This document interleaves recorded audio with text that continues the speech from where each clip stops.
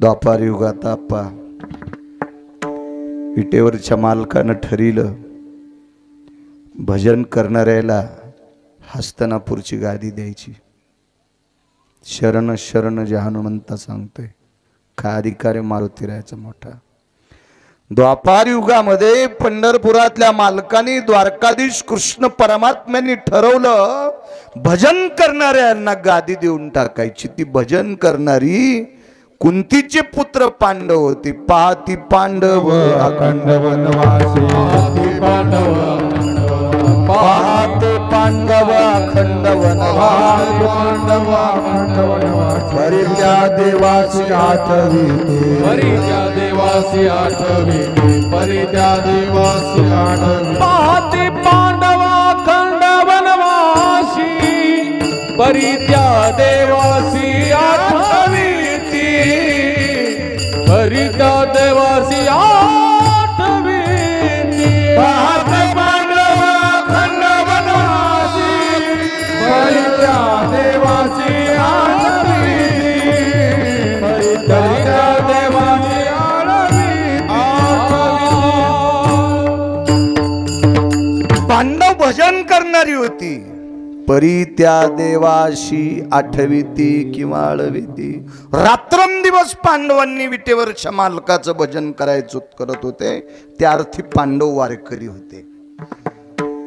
पांडवापैकी एकाचं वर्णन जर सांगत राहिलं तर आपण वेळ भेटल्यावर भजन करतो किंवा उल्हास आल्यावर भजन करतो किंवा विटेवरच्या मालकाने आपल्या अंतःकरणातली भावयुक्त जी कांडी आहे ती प्रेरित केल्याच्या नंतर आपण भजन करतो। पण अर्जुन झोपी गेल्यावर सुद्धा भजन करत होते। निद्रायं भयस्थितेषु वरुतायत कायायाम नामने द्वयपायना मुच्यतेन कृष्णाय। झोपी गेल्यावर अर्जुनाच्या अंगावरचे रोम कृष्ण कृष्ण म्हणत होते। त्याअर्थी किती निष्ठावंत वारकरी असतील ते। म्हणून तर विटेवरचा मालक यांच्यासाठी पिसा झालता। नवल पिस लागलो होता अर्जुनाचं नवल पिस। कोपे तरी निवांत साहे हा रुसे तरी बुझावीत जाये। पिस या शब्दाचा अर्थ वेडा। ब्रह्मांडाचा मालक या अर्जुना करता वेडा झालता पागल झालता। इतकी भक्तीचं टोक। आणि या भजन करणाऱ्या लोकांना सुखरूप हस्तनापूरची गादी मिळावी त्यांनी प्रजेचं पालन यथोचित रयतीच्या राजा छत्रपती शिवाजी महाराजांसारखं करावं असा भाव विटेवरच्या मालकाच्या अंतःकरणात होता। पण समोरच्या पक्षात भयानक शक्तिशाली लोक होते। भयानक सात्विक पण होते। समोरचा पक्ष जरी नालायकाचा असेल पण त्याच्यात निष्ठावंत लोक होते। भीष्माचार्यासारखा पवित्र ब्रह्मचारी त्या पक्षात होते। द्रोणाचार्यासारखा युद्ध कौशल्यातला महात्मा त्या पक्षात होते। कृपाचार्यासारखे अधिकारी त्या पक्षात होते। कर्णासारखा धुरंधर मानवी शिव त्या पक्षात होता। बस झाली 4 नाव। मग अशी प्रभावशाली त्या माणसं त्या पक्षात असल्यामुळे विटेवरच्या मालकांना पांडवांना गादी देणं थोडं कठीण गेलं। दिली हा भाग सोडून द्या पुढे मिळाली पण फार कठीण फार कठीण फार कठीण। इतकं काठिण्य की त्या काठिण्य मोजण्यासाठी विधात्याकडे तराजू सुद्धा नव्हतं। इतकं कठीण। तर विटेवरच्या मालकाने अंतःकरणात आणलेला संकल्प जर विटेवरच्या मालकाचा पूर्णत्वाला गेला असेल त्याची एकमेव ताकद या मंदिरातल्या संन्याशाची ती मारुतीरायाची कृपा आहे। जर मारुतीरायाची कृपा द्वारकाधीश कृष्ण परमात्मा पंढरपुरातल्या मालकावर होत नव्हती तर भजन करणाऱ्याला हस्तिनापूरची गादी आप्पा भेटत नव्हती। विठाला विठाला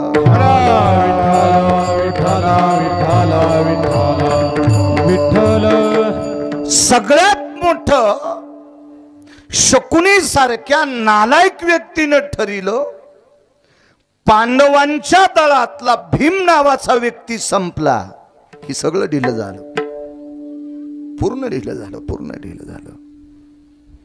हे द्वापार युगात शकुनीनं नालायकपणा केला आणि कृतात्रेता युगामध्ये लक्ष्मणासारखा निष्ठावंत भाऊ ज्या वेळेला संपतो त्यावेळेला पंढरपुरातला मालक आपण मात्र समुद्रात देहत्याग केला असता हे एका महाराजाचं रूप घेतणाऱ्या नारायकानं लक्षात आणलं होतं.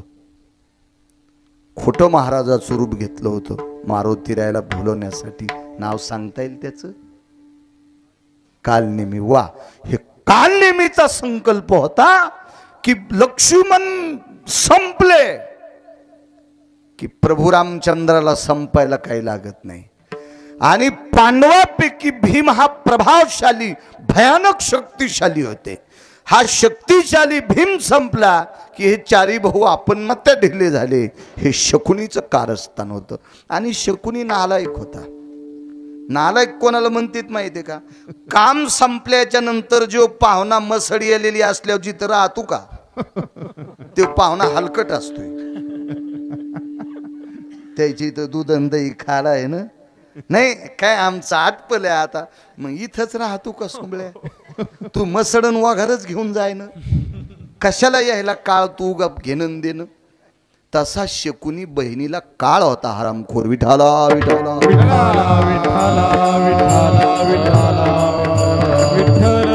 हरामखोर हा शब्द नाही सोपा आहे बरं. शकुनीसाठी महाभारतात 19 शिव्या येतात. इतक्या घाणेरड्या येतात. मला असं वाटतंय 70 वर्षाच्या अलीकडचा एकही कीर्तनकार त्याच्यातल्या 2 शिव्या बायका पुढे असल्यावर देणार नाही. विठाला विठाला. अशा शकुनीनं भीमाला संपवण्यासाठी फार प्रयत्न केले. विषयाचे लाडू फार फार फार फार फार बऱ्यापैकी प्रयत्न केले. पण कृपा किती मारुतीरायाची. एके दिवशी मानस सरोवरावर मारुतीराय अनुष्ठाना करता बसले. अनुष्ठान शब्द जाऊ द्या थोडासा वेगळा, भजनासाठी बसले. हा शब्द प्रचलित शब्द आहे. आणि भजन या शब्दाचा भजन या शब्दाचं वजन मला वाटतं विधात्याला नाही करता येणार. नामधारकाचं वजन विधात्याला नाही करता येणार. एवढं मोठं भजनाची ताकद आहे. तुका म्हणे येथे भजन प्रमाण काय थोरपण जाळावे ते. भजनासाठी मानस सरोवर मारुतीराय बसले. मारुतीराय बसल्याच्या नंतर भीमाला फुलं आणण्यासाठी पाठवलं. हे शकुनीचंच काम होतं. शकुनीचंच काम होतं. शकुनीला माहित होतं मारुतीराय मानस सरोवरावर अत्यंत निष्ठेनं भजन करण्याकरता बसलेत. आणि मारुतीरायाला भजनात अर्थाला आवडत नव्हता. हो, आवडत नव्हता मारुतीरायाला. म्हणून जाणून बुजून सुवर्ण कमळाची फुलं आणण्याकरता भीमाला पाठवलं. भीमा शक्तिशाली व्यक्ती आहे. आणि दुसरी गोष्ट राजकुमार आहे. काही काही तत्व माणसाच्या अंगात असल्याच्या नंतर माणूस हा निर्भीड वागत असतो.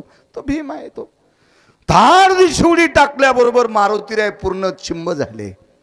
मारुतीरायानं असं बघितलं, का रे म्हणे तू माणूस आहेस. माणसानं या पवित्र तीर्थात कशी आंघोळ करावा शोभतय का तुला? तू किती मोठ्या कुळातला आहेस रे. राजकुळातला आहेस, राजकुमार आहे. एका पवित्र कुळातला आहेस तू, नामधारक आहेस. आणि तुझ्यासारख्याने साधना करणाऱ्या लोकांना त्रास द्यावं हे किती वेडपटपण आहे. पण भीम वरच्या रूपावर गेले.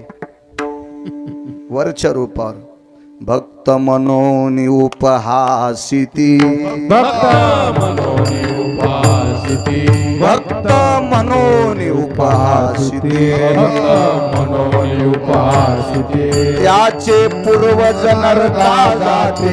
त्याचे पूर्वज नरका जाते. त्याचे पूर्वज नरका जाते. त्याचे पूर्वज नरका जाते. त्याचे पूर्वज नरका जाते. त्याचे पूर्वज नरका.